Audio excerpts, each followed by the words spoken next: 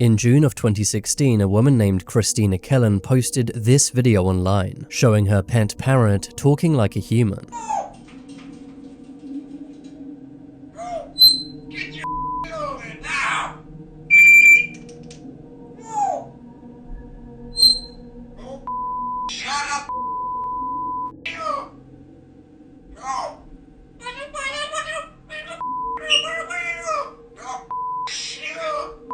While it is interesting, talking parrots aren't exactly unique, but what Christina didn't know was, her parrot had just become the key to solving a cold case, a murder that police had been investigating for over a year. On the morning of May 12, 2015, a woman named Connie Ree heard gunshot sounds from her neighbor's house, just across the street from her house in Michigan. Connie didn't think much of it, as her neighbor Marty Durham would hunt in the area. Also, Connie and her husband Keith were good friends with their neighbors, Marty and his wife Glenn. But later that day, Keith would call Connie, telling her that Marty was not answering his phone calls or messages. So Connie went over to the Durham's house to check everything was okay. Connie knocked on their door, but no one answered. So assuming the Durhams weren't home, she went back to her house. But after a day went by, they had still not heard from Marty nor Glenn. Concerned, Connie went back to the Durham's house, and this time she noticed one of the doors had been left unlocked. As soon as Connie stepped into the Durham's house, she could see something was wrong. The house was trashed, and it appeared they had been burglarized. But when Connie entered the Durham's master bedroom, she would soon realize this was so much more than a simple burglary. On the floor of their bedroom, she saw Marty and Glenn, covered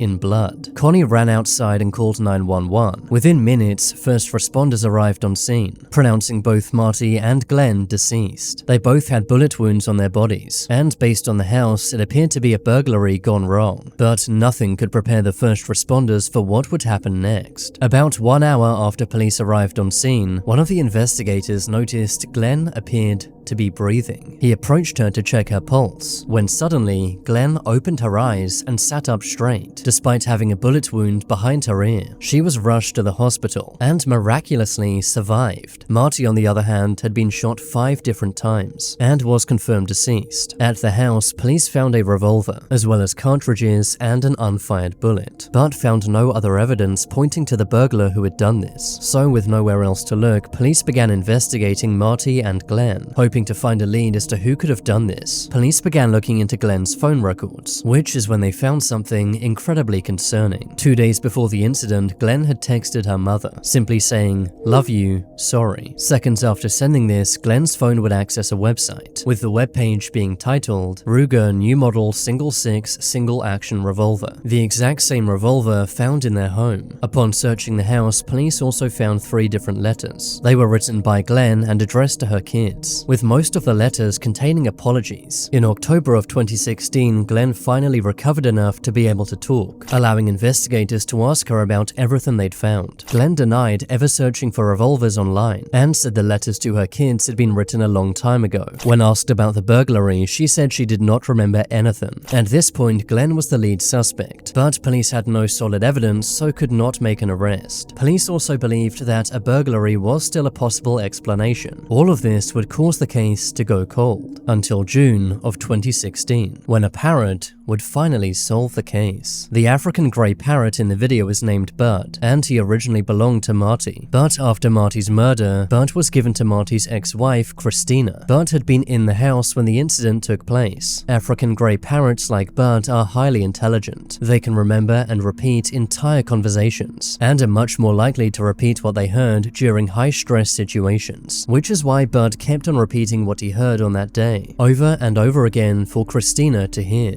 Probably about a month or so after Bud got here, I would hear him scream and squawk, and it would happen a lot at nighttime. But then one day, literally, he just kept going over and over again, the same and it sounded like 2 different voices. And I was just so freaked out that I took it upon myself to record it. Listen closely and you can hear Bud repeating what appears to be an argument between Glenn and Marty.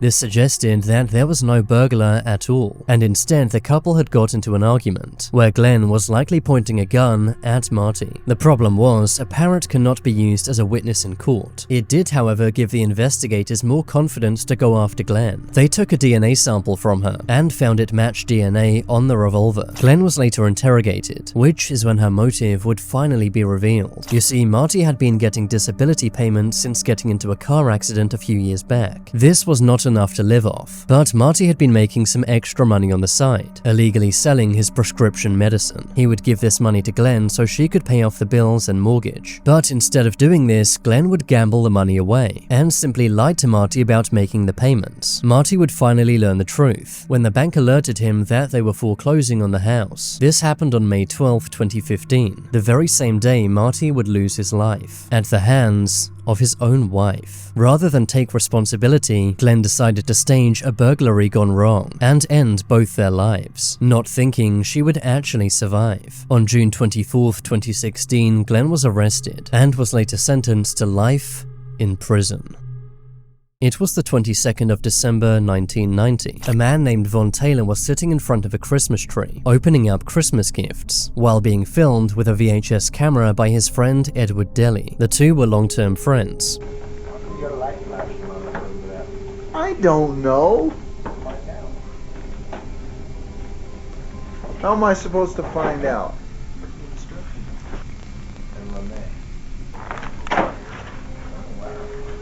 What is it? Baseball card.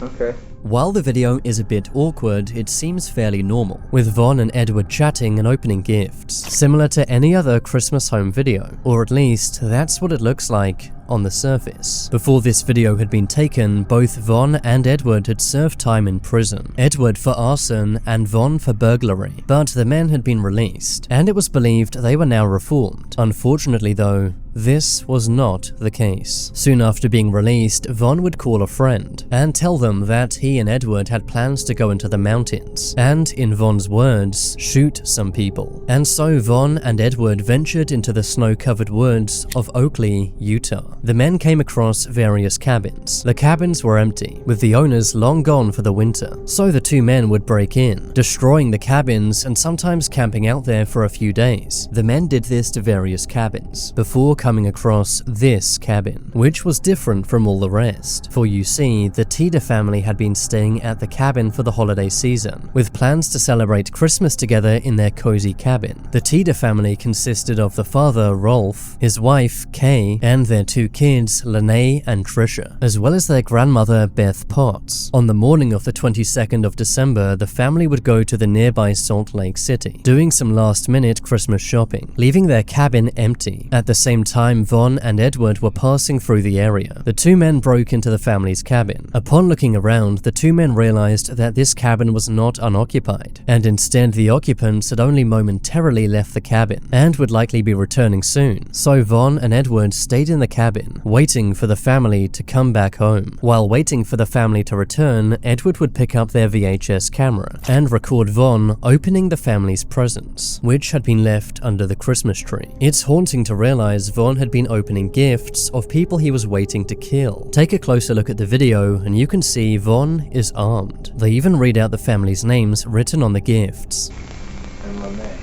It's eerie how calm the two men are, knowing full well what they're about to do. A few hours after this video was recorded, Beth, Kay, and Lene would return home. As soon as they entered the cabin, the two men would point guns at the family. Lene began praying to God out loud, begging for her family to be spared, which is when Edward said to her her prayers would not work, as he only worshipped the devil. The men then ended the lives of Beth and Kay, leaving just Lene alive. She desperately tried to convince the men to leave, knowing full well that any minute her father and sister would arrive at the cabin too. As Lene tried to convince the men to leave, she was interrupted by the sound of a snowmobile pulling into the driveway. As soon as they entered the cabin, Rolf and Trisha were held at gunpoint too, with Rolf being told to remove his clothing and give the men all of his money. Rolf told the men to take anything they wanted and leave, not knowing that Von and Edward wanted to cause maximum carnage. Von raised his firearm to Rolf, before shooting him once in his face and then again in the back of his head, leaving just the two daughters alive. Within minutes, Von and Edward had destroyed a happy family. Von and Edward then covered the bodies in gasoline and set the cabin on fire, before taking the two snowmobiles with the two remaining daughters and driving away from the cabin to a nearby road. But as they were leaving the cabin, the men and the daughters would notice a man waving to them from a distance. That man was Randy Zorn, the girl's uncle. Randy recognized his nieces and was trying to wave to say hello, but Lene and Trisha knew that had they said hello to the man, he would certainly lose his life. So instead, they chose to ignore him, telling Von and Edward that they had no idea who the man was. At this point, Randy could tell something was not right, so he followed them on his snowmobile. The men and the daughters made it to the road and began loading into the family's car. Randy tried to run over, yelling at the men to stop, but once again, the girls pretended not to know who Randy was, sacrificing a chance to be rescued in order to protect their uncle's life. The men and the girls sped off in the family's car. At this point, Randy was very concerned, so turned around and headed to the family's cabin. But before he could get to the cabin, he saw a snowmobile racing towards him. The person driving the snowmobile was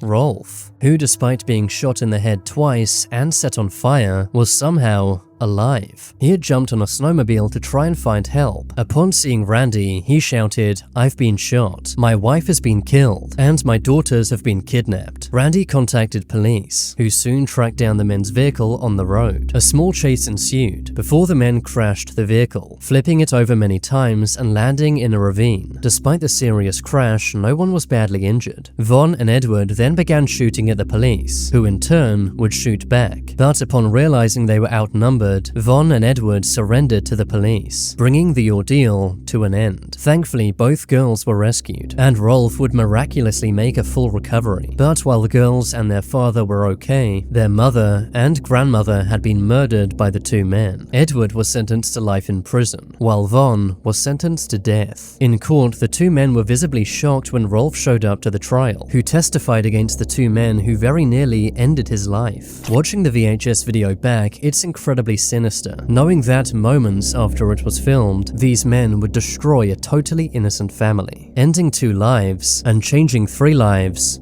forever.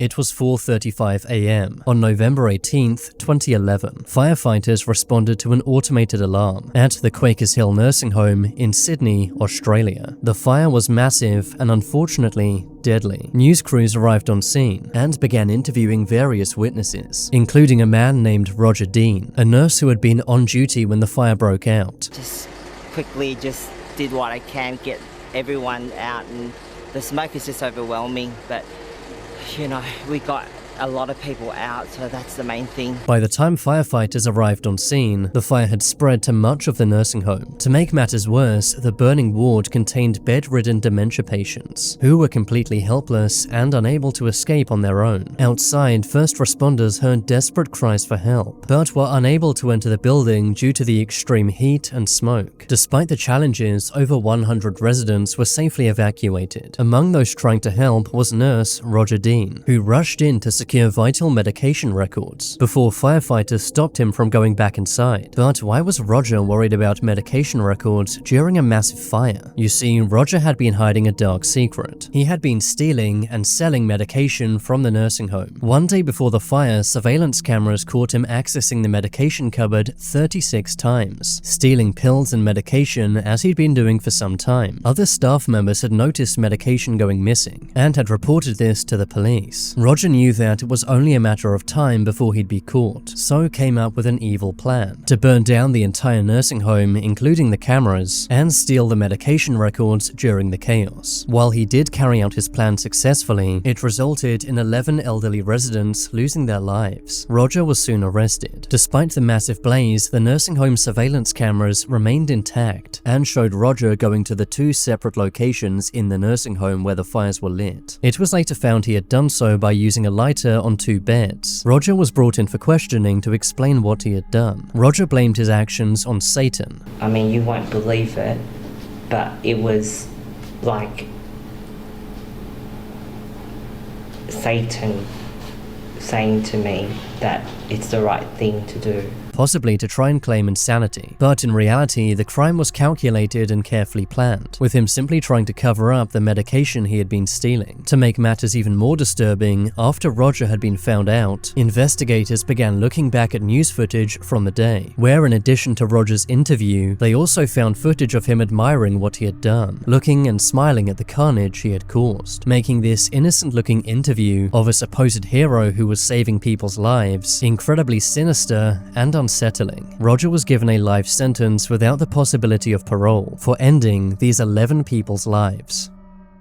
It was September 2019. Stephen Weber Jr. and his girlfriend, Kenesha Antoine, went on a vacation to Pemba Island. The couple had been dating for some time, and Stephen had planned to propose to Kenesha during the trip. The two were staying at the Manta Resort just off the coast. The resort basically has floating hotels in the ocean, complete with an underwater room, allowing you to see the amazing marine life from your bedroom. Stephen had planned a unique proposal involving the room. Stephen put on some goggles and dived down to the room, prompting Kenesha to begin filming him. Stephen then unraveled a note and pressed it against the window, with the note reading, "I can't hold my breath long enough to tell you everything I love about you, but everything I love about you, I love more every day." Stephen then flipped the paper over, revealing a marriage proposal on the other side, reading, "Will you please be my wife?" Oh, it's so cute.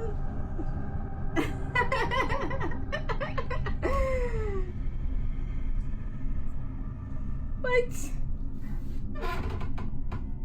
Oh my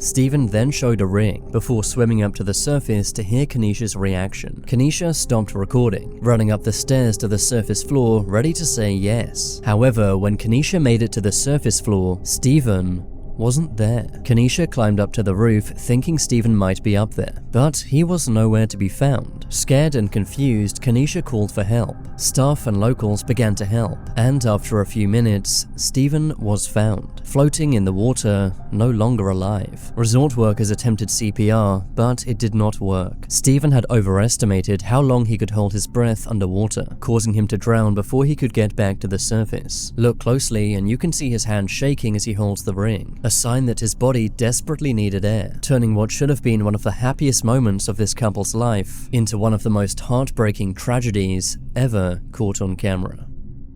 It was July 26, 2021, when an 18-year-old TikToker named Riley Goodrich posted this video. On the surface, it looks like any other TikTok video. Riley posted the video just a few hours before going on a date with 19-year-old Anthony Barajas, a fellow TikTok star with over 1 million followers. The pair went to see a movie where they lived in Riverside County, California. But while at the movie theater, Riley and Anthony would cross paths with 20-year-old Joseph Jimenez. Joseph said he had been hearing voices, commands that had been getting louder and louder in his head. As Riley and Anthony were in the movie theater, Joseph would pull out a firearm, ending both of these teenagers' lives, with the entire thing being completely unprovoked. Joseph was immediately arrested, and despite pleading insanity, was sentenced to life in prison. It's so sad watching this TikTok back, seeing a teenage girl excited to go on a date, with no idea that within a few hours, her life would be over, in a completely random, senseless attack, making this TikTok an incredibly unsettling, yet normal-looking video. Rest in peace to all of the lives lost. Subscribe if you haven't yet, and check out this video next.